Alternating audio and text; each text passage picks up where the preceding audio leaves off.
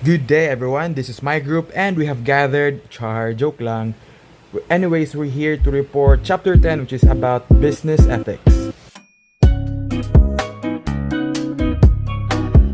Hey everyone, I'm Ryan Ilusterio, and I'm very excited to share the incalculable lessons and concepts for today's topic with you. Why? Because ethical behavior makes good business sense. The values and principles that guide our decision making should be just as important at work as they are in our personal lives. It makes sense because employees want to work for a company that they want to or they are proud of and with a colleague who they trust. Strengthening ethical behavior, on the other hand, leads to a positive workplace culture which translates into stock market success.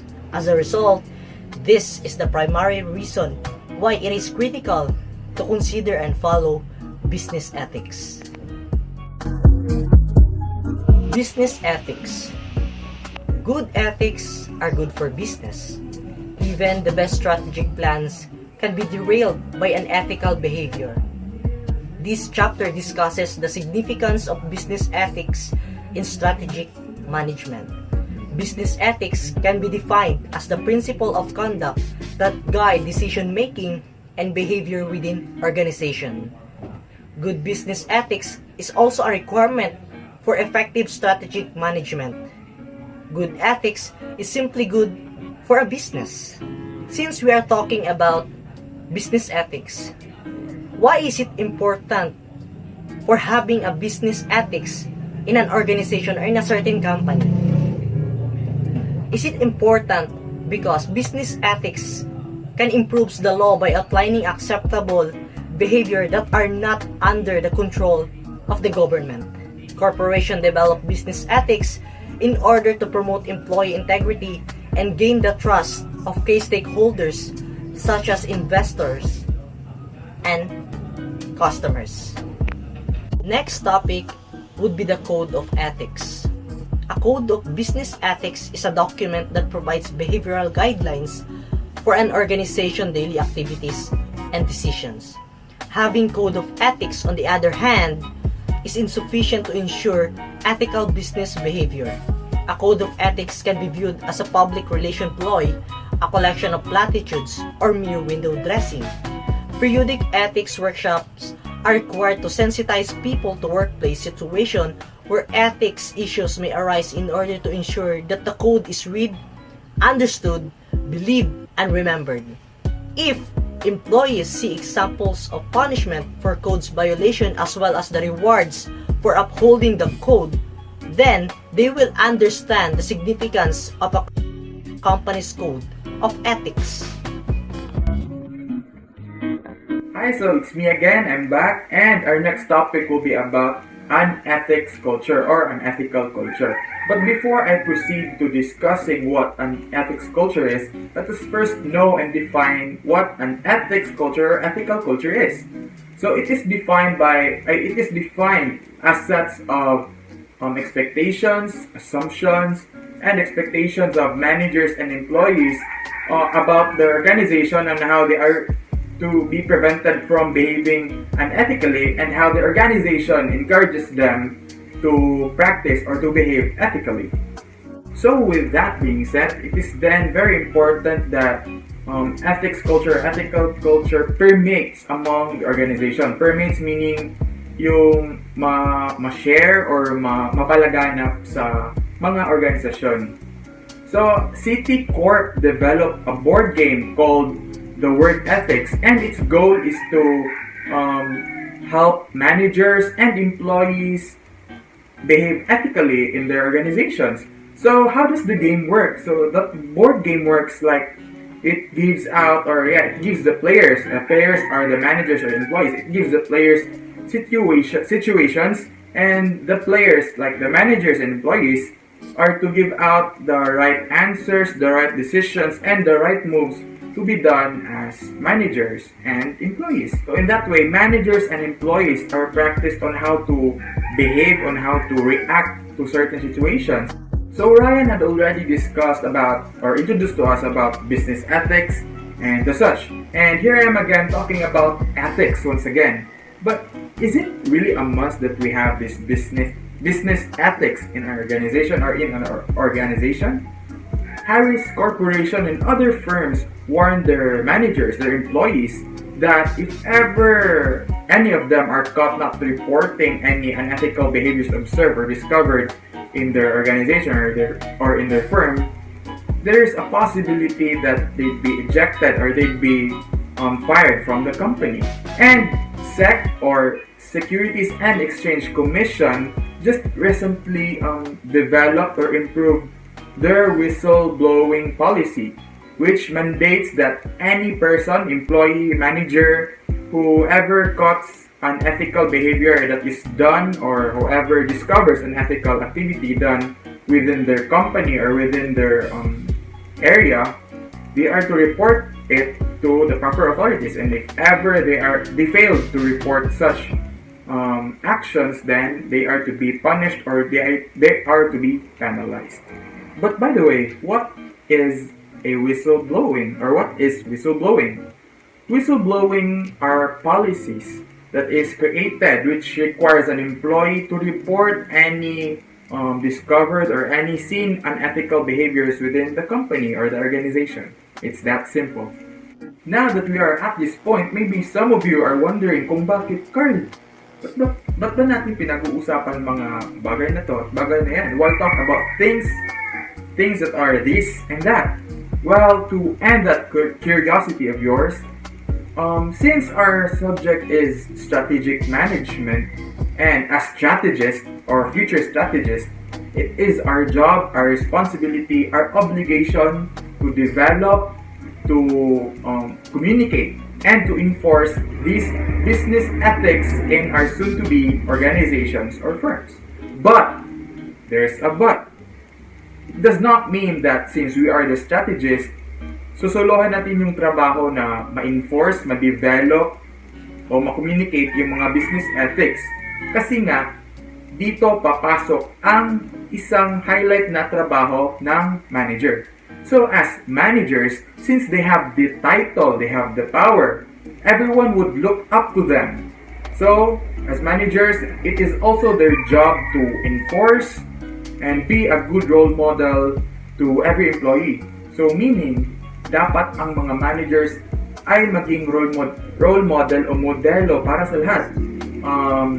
Hindi porket manager ka exempted ka sa mga ethical or business ethics na to, kundi ikaw ang magpapasimuno o ikaw ang magsisimula sa pagpapalaganap o yun nga, pagiging isang role model para sa lahat para sundin ang iyong mga impact as managers.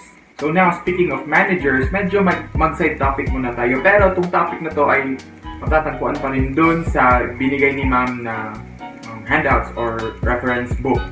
So as managers, it does not necessarily mean that you have to be smart, you have to be knowledgeable, you have to be kagalang-galang.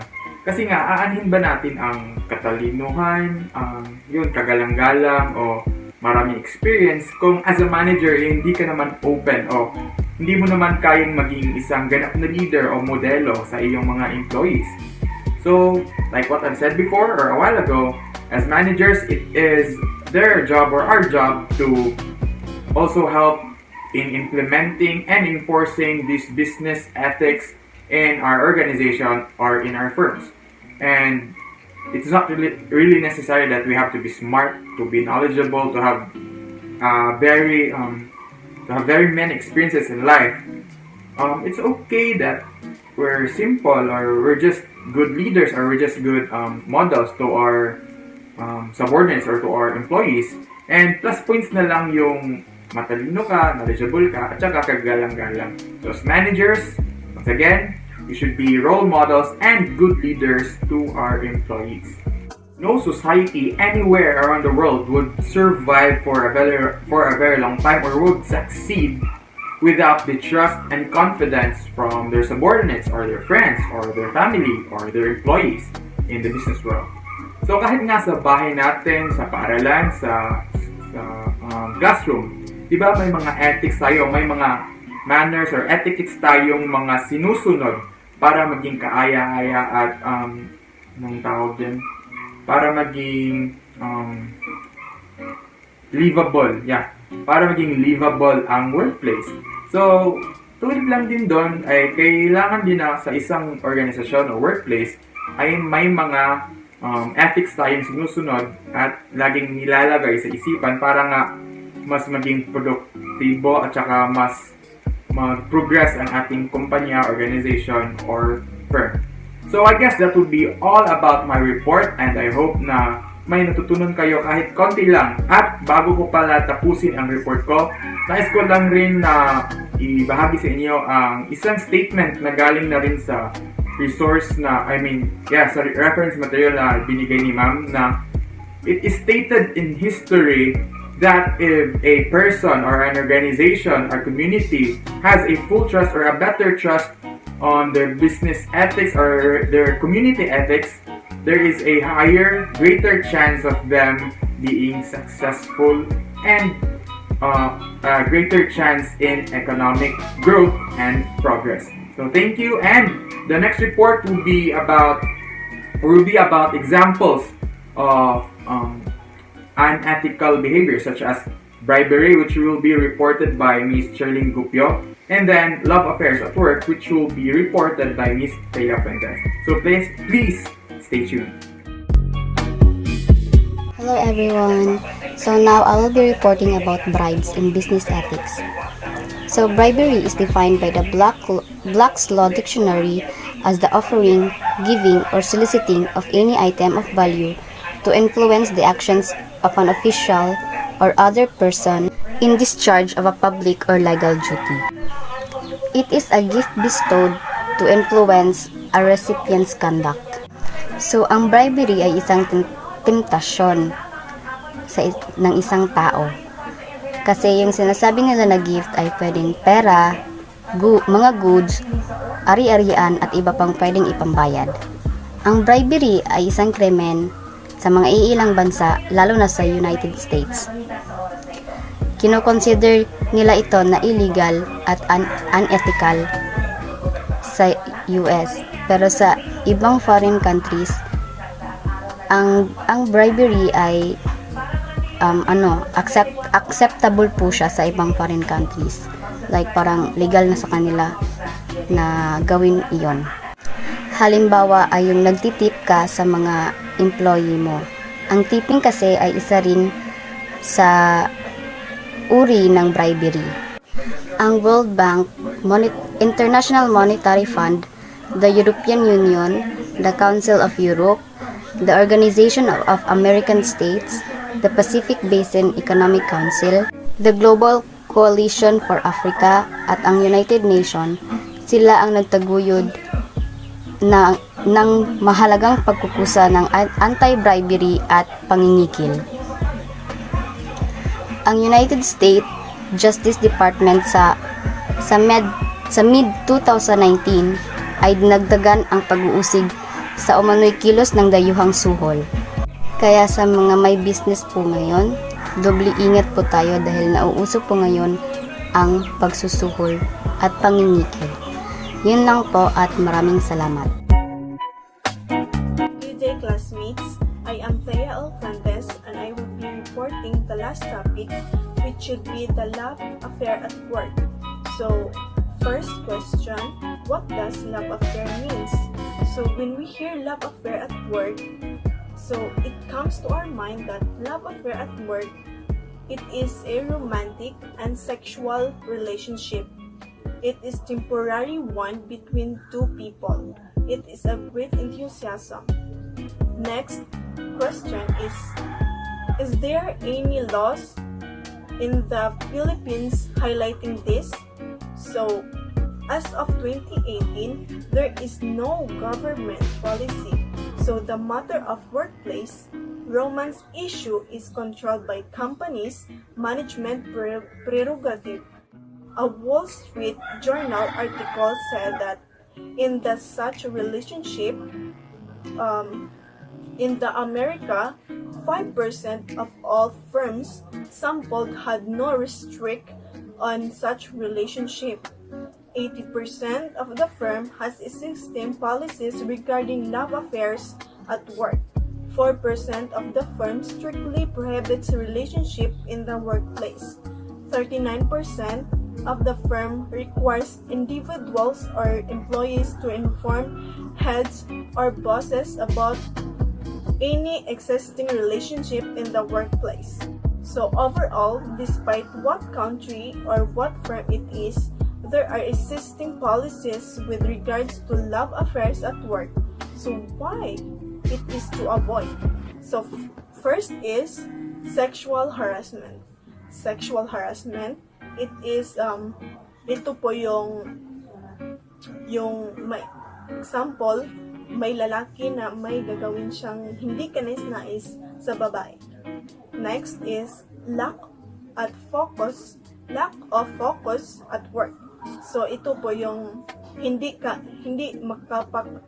makakapag-focus yung employee sa kanyang trabaho dahil sa may iba siyang iniisip. So next or last is avoidance of special treatments and biases. So example po ay yung boss at saka yung employee ay may relasyon sa isa't isa. So yung boss ay bibigyan niya ng special treatment yung employee. So magiging bias ito sa iba pang employee ng boss niya. Hindi ito dapat magiging bias sa iba.